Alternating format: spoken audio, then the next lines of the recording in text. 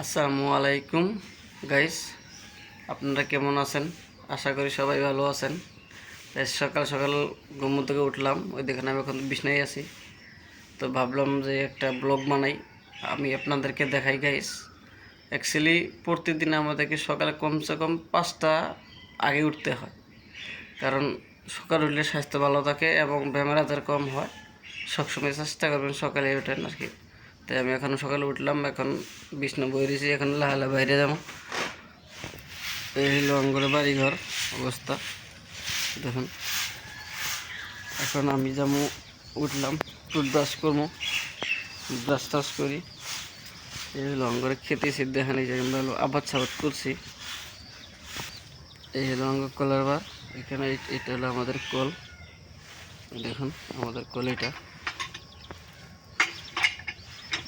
আমাদের কল। তো এখন আমি ব্রাশ করবো। এই দেখুন এটা হলো আমার, এই হলো আমার টুথ কল শপ, আর এই হলো আমার ব্রাশ। তো আশা করি ভিডিওটা দেখতে থাকুন। আমরা এখন ব্রাশ,